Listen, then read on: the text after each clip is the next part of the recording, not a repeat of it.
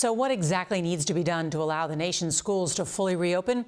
We pressed President Biden for answers in our exclusive interview.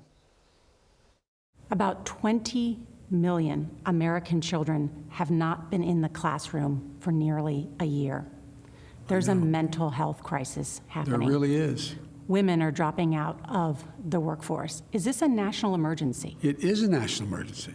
It generally is a national emergency. And women are dropping out of the workforce because they either have to stay home with their children, or if they had a job, go to work, and what do? Child care is extremely expensive. That's why one of the things in the proposal I put together provides for child care as well. Do you think it's time for schools to reopen? I think it's time for schools to reopen safely. Teachers want to go back. My wife's a teacher.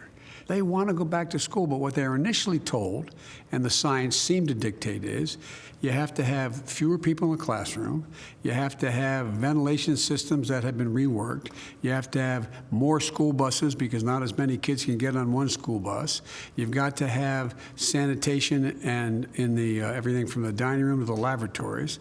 Our CDC commissioner is going to be coming out with science-based judgment within, I think, as early as Wednesday, as to lay out what the minimum requirements are. I made a commitment that we try to get K through 8 back to school by the end of this 100 days.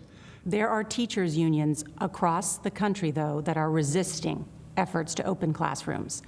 Mike Bloomberg, you know Mike Bloomberg, Yep. He has said it's time for Joe Biden to stand up to teachers' unions because kids are the most important things. Is that going to happen? They are, and I've met with the teachers' unions. They want to go back to school. They need some guidance.